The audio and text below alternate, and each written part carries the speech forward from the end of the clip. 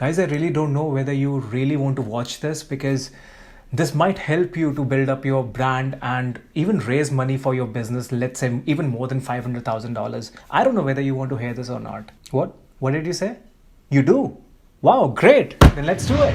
Hey guys, I'm Sahas and I'm a real estate investor and I also own a digital marketing company. In this video, I'm going to tell you how you can raise more than $500,000 or even more than $1 million if you build up your personal brand. And I'm going to give you all the tips and tricks and all the strategies which can help you build your personal brand. Before we dive right into the video, please don't forget to subscribe to my channel and press the bell icon for the latest updates.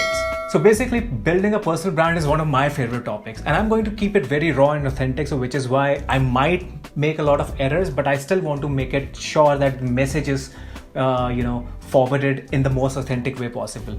Well, at the end of the day, this is the reality and this is the basis or the foundation, you can say, to build up a personal brand. This topic goes very much in detail, so which is why I won't be able to cover all the information in one video. So I have divided this video into two different small videos. The reason why I'm doing that, because there's a whole lot of information which I want you to process one at a time. So which is why I don't want you to completely go overwhelmed by the information that I'm going to give you, but process it slowly and gradually and then take action on the strategies that I'm going to discuss today.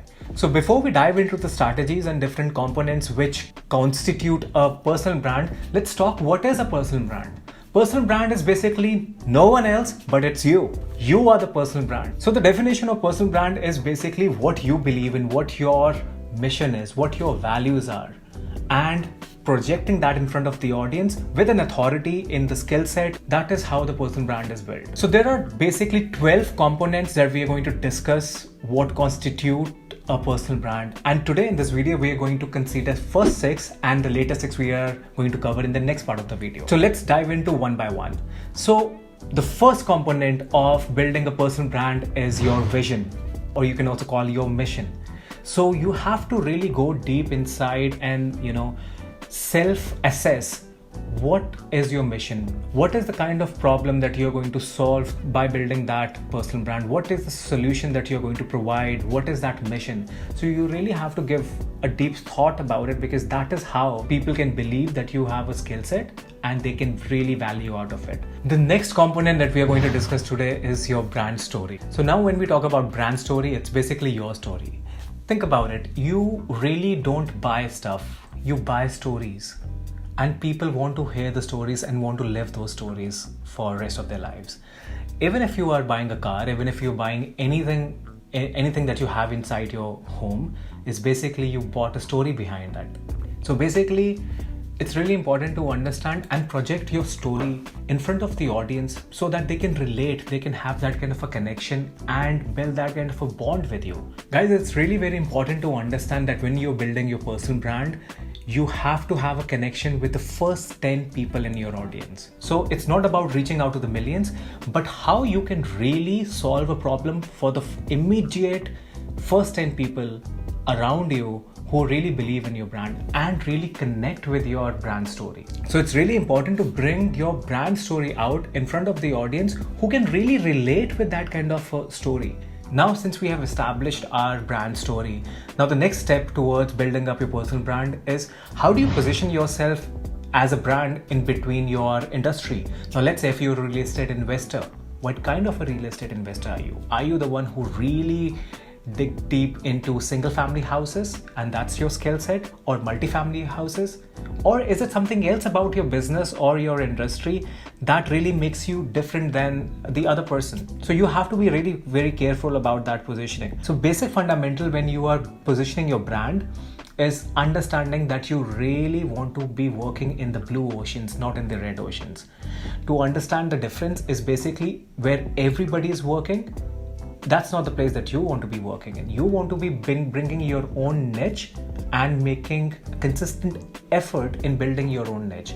So now when we say building your own niche does not just mean you just find very small niche where there are not many consumers.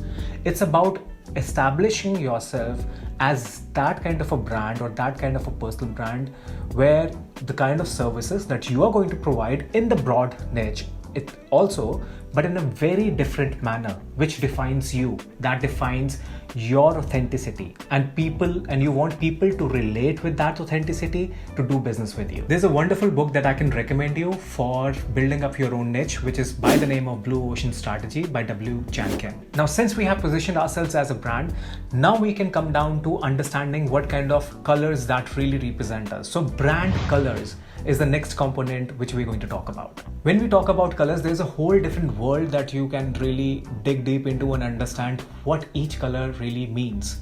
So let's talk about, for example, a red color. Red color is very vibrant, quick in action, very powerful. Like that is why you see a lot of call to action buttons are in red color, so that it stands out and it's appealing and it notifies you that you really need to take an action. So that is what red color means. But on the other side, when you look into black is more luxury, black is more sophisticated, elegant.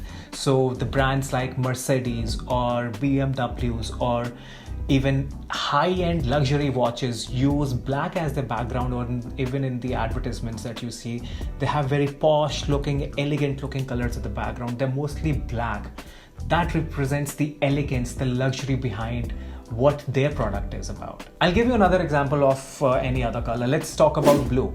Blue is more corporate. It's more like, social. It's like more towards community. It's more, that is why like you see social media colors are mostly in blue. Twitter is also blue.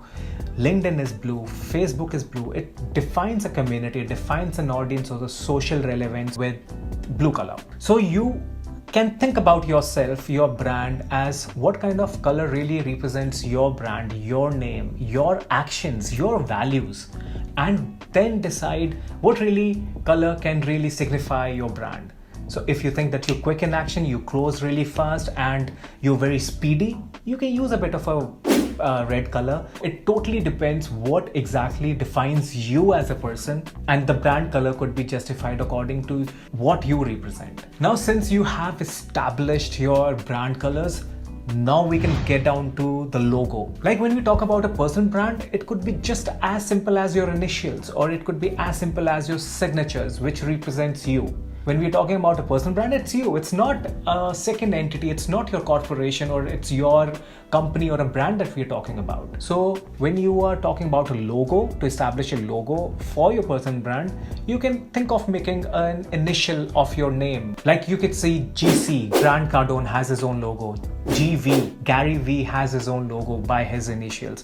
So personal brands, when we talk about personal brands, it's basically your initials, your logo. Now, since we have established our 5 components like mission, brand colors, story, logos, then brand positioning, now we come on to what should be our social media strategy. Now, this is where actually the thing starts getting interesting, because now whatever you have defined for your brand is actually going to get into the public, and you're going to get social engagement or reactions depending how you build up your brand, your personal brand. So broadly, social media strategy will entirely depend on what your end goal is.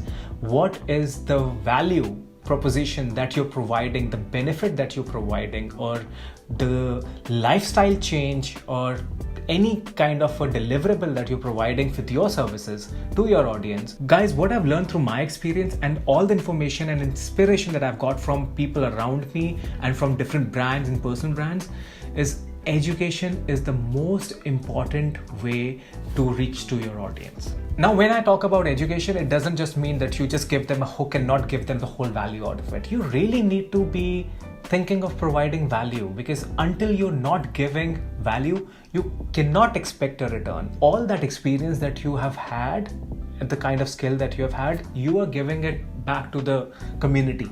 People will really respect you, value you, and you will automatically start building a credibility around you. Now, even in a real estate domain, there are so many different niches that you could be talking about. You could be a realtor just talking about condominiums, or you could be a realtor just talking about single family homes.